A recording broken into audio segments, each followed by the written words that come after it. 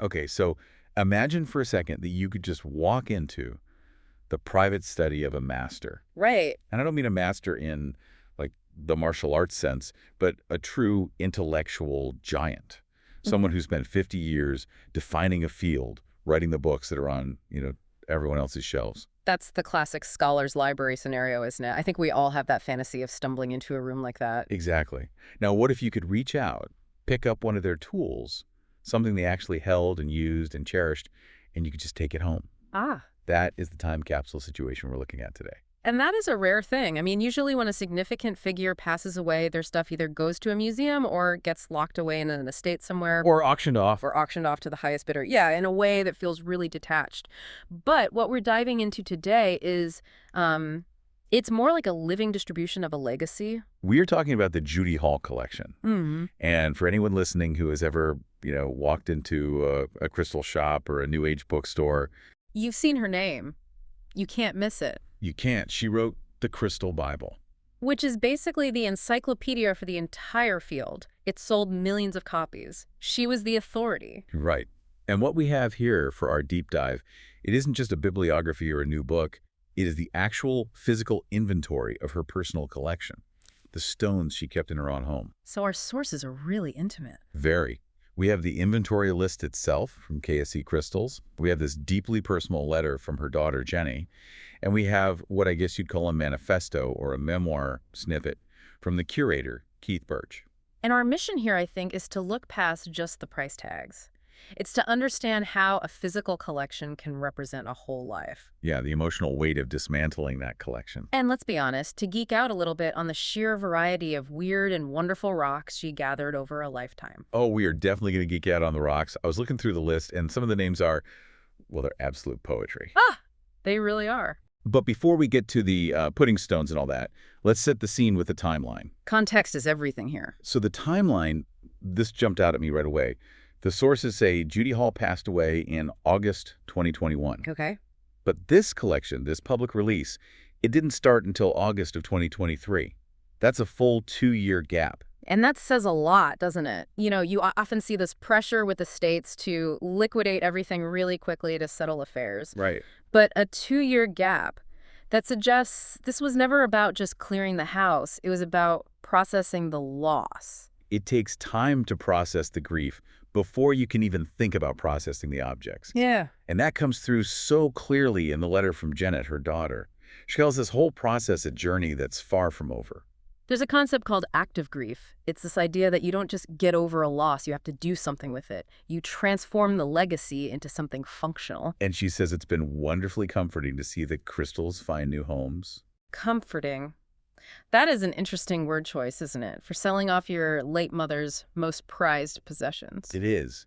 Usually people talk about how hard it is to let go. You want to keep the room exactly as they left it. Well, think about what these items are in this context. For Judy Hall, crystals weren't just, pretty decorations. They are tools. They're believed to hold energy, to function in meditation. Oh. So if you believe that, as her family clearly does, then keeping them all boxed up in a dark room is kind of a disservice to the objects themselves. It's like locking a musician's guitar in a case forever. Exactly. You're silencing the instrument. By releasing them, Jeni is letting them do what they were meant to do. It's not getting rid of them, it's putting them back to work. That's a really good point. And it's backed up by this very tangible action. I mean, the source mentions that a percentage of every single sale goes to charity. And not just any charity either. They specifically list the Samaritans and MSF Médecins Sans Frontières, Doctors Without Borders. Which I thought was a fascinating connection. You have this sort of spiritual healing energy of the crystals. Which can be a bit abstract for some people. Right. And it's being directly converted into the very literal physical healing that Doctors Without Borders provides in, over 70 countries. It perfectly aligns the metaphysical with the practical. It transforms the purchase. So if you, listening, were to buy one of these stones, you're not just, completing a transaction, you're taking part in a memorial act. You're funding mental health support and emergency medicine. Exactly. It honors her dedication to healing in the broadest possible sense. It makes the legacy active, not static. Which brings us to the other key person in this story. We have the daughter, Jeni, on the emotional side, but we also have the keeper. Keith Birch. Right, Keith. from KSE Crystals. And this isn't just some random vendor she found online. The sources talk about his book, The Keeper's Tale. This was one of the most interesting parts for me. This dynamic between Judy and Keith. He calls her a mentor. He talks about how her knowledge, warmth, and passion just completely transformed his own understanding. It totally changes the vibe of the whole sale, doesn't it? He's not a liquidator. Yeah. He's a student who's been entrusted with the master's tools. And that word, entrusted, that carries so much weight. It implies a real burden of responsibility. He talks about the sheer labor involved. We're not talking about a few dozen rocks here. No. We're talking hundreds, probably thousands of unique specimens. And he notes that it's a careful process. Photographing, cataloging, preparing each one. Just think about that for a second. These aren't bar-coded items from a factory. He has to pick up a rock, identify it, which is not always easy. Maybe remember a story Judy had about it, photograph it, list it. It's all manual. It creates a sense of ceremony. I mean, if you just dumped everything into a big bin and said everything must go, it would create a frenzy. And it would devalue the individual stories of the items. Exactly. But by doing it this way, slowly, methodically, Keith is treating each stone like an individual character in Judy's life story. It allows the community to digest the release rather than picking the carcass clean. It's very respectful. Speaking of characters, let's get into the cast list. We have to talk about the actual inventory. The texture of the collection itself. I was scrolling through the list, and the first thing that really hit me was the range. I think I expected everything to be, incredibly expensive. Like the Judy Hall collection, so everything's behind glass and costs a fortune. Totally. But that's not the case at all. I mean, yes, you've got the high-end stuff. There's a Green Ridge Quartz for over 200 pounds, an Amethyst 100 for 165. Which is substantial for a single mineral. Definitely. But then, right next to it, you find Chrysidol in serpentine for like 6 pounds 55, or even things for 5 pounds. What does that tell you about the collection? To me, it says this was a working collection. Yeah. She wasn't just buying these big trophy pieces to sit on a shelf.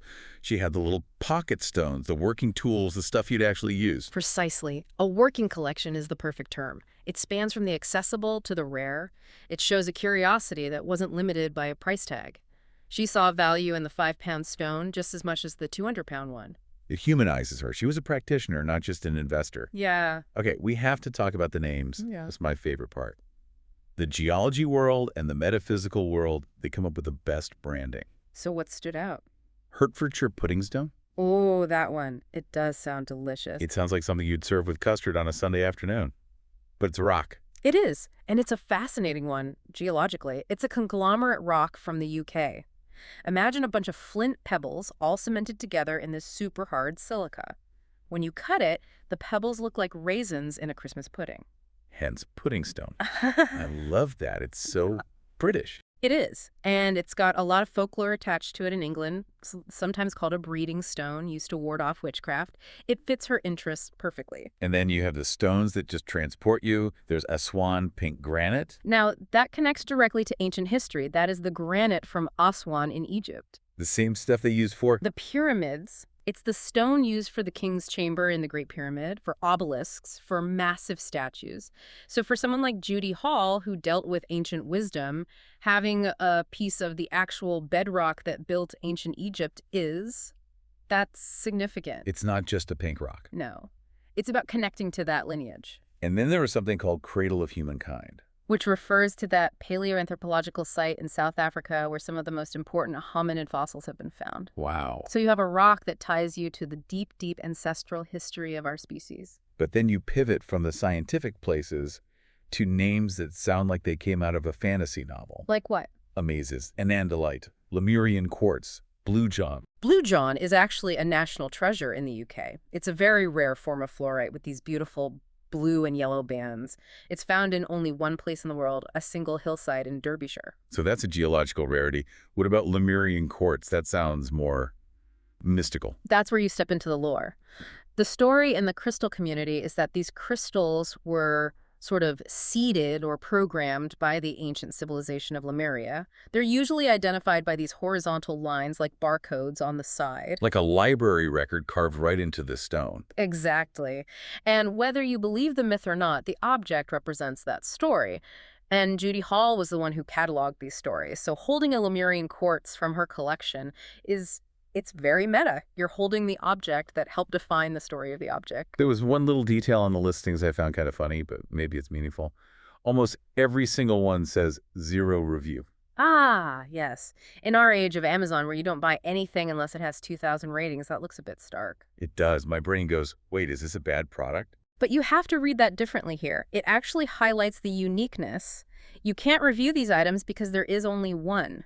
This isn't a mass-produced toaster. This is Aswan Pink Granite item 105. So it's not a commodity. It's a singular artifact. Yeah. Once you buy it, it's gone. The listing disappears. The 0 reviews is actually a badge of authenticity. It's not unpopular. It's unrepeatable. That is a great way to reframe it. It's a relic, not a product. And buried in that list of stones, I did notice one other thing that wasn't a rock. The book. Yes. The Crystal Healing Book for 19 pounds. I think that's a lovely inclusion. It anchors the whole collection. It reminds you that she wasn't just a collector, she was a teacher. You can buy the stone, or you can buy the manual on how to use it. Which brings us to the philosophy of this whole thing. We have the objects, but what are people actually buying here? Jeni's letter says, crystals carry energy and memory. And that is the core idea of this entire event. That's what separates this from just a yard sale. Energy and memory. Think about the difference between buying a used car and inheriting, say, a grandfather clock. Okay. With a used car, you want to erase the previous owner. You want that new car smell. You don't want to think about who was sitting in that seat. Right. I don't want their coffee stains. I want a blank slate. Exactly. But with an heirloom, or in this case, a piece from Judy Hall's collection, you're paying extra for the story of the previous owner. You're buying the fact that Judy Hall held this specific piece of stone while she was writing about it. You're buying its character. It's provenance. But an emotional provenance. Jeni says she hopes the crystals continue to bring joy and insight. It's the idea that the object is a vessel that carries the accumulated wisdom of the person who held it. And they're trying to make sure the new owners know how to use that vessel. Did you see the newsletter offer? I did. It wasn't just sign up for coupons. No. It offers a free mini course. And the topics are fantastic. Yeah. How to choose crystals, crystal grids, pendulums, and my personal favorite, pyramid power. Pyramid power. That phrase really takes me back to the 70s. I don't even know what it is, but I want to know. It just sounds so retro and mysterious. Well, it's rooted in sacred geometry, the idea that the shade itself can focus energy, but look at what that signals. KC Crystals isn't just trying to clear out a warehouse by offering a course on how to use the items. They're encouraging the continuity of the practice. Precisely. They are trying to create a new generation of keepers, just like Keith became a keeper for Judy. It's all about education. So, if we pull this all together, we started with this idea of a time capsule. And we have a daughter, Jeni, preserving her mother's memory by, in a way, scattering it. Scattering it to the wind, yeah, but in a good way. We have a student, Keith, who's become the curator. And then we have this huge eclectic library of stones, from 5-pound pebbles to 200-pound showstoppers, all waiting for new guardians. It's a fascinating case study in legacy. We usually think of a legacy as a statue or a building, something solid that stays in one place. But this is a legacy that's being fragmented and distributed across the whole globe. A piece of Aswan granite goes to Ohio, a pudding stone goes to Tokyo. And in doing that, the legacy probably spreads much further than if it just sat in a museum case. Absolutely. It becomes living history. It enters people's daily lives. So what does this mean for our listener? Why should you care about a rock sale if you're not necessarily into crystals? I think the so what here is about the role of the custodian. The source material calls the new owners Judy's crystal guardians. It's a reminder that we are all just temporary custodians of the things we love. We don't really own anything forever, do we? We really don't. We just look after them for a while. These rocks are millions of years old. Our ownership of them is just a blink of an eye. That is slightly terrifying, but also kind of beautiful. It takes the ego right out of it. Puts things in perspective. So, this is where we want to leave you today with a thought to mull over as you go about your week. Right. We've talked a lot about the story that Judy Hall left in these stones. Keith and Jenna both believe that these objects carry the energy of their previous owner. So look at your own shelf. Look at the objects on your desk right now. The books, the tools, maybe that weird souvenir you picked up on a trip. If you are just a temporary custodian, and if objects absorb the energy and stories of the people who hold them, what story are you currently writing into the things you own? When you eventually pass them on, because everything gets passed on. Yeah. What energy will the next keeper find in them? Will they find stress and anxiety, or will they find that joy and insight that Jenna talked about? It's something to think about next time you pick up your favorite coffee mug. Indeed. Thanks for diving deep with us today. Go explore, stay curious, and we'll catch you on the next one.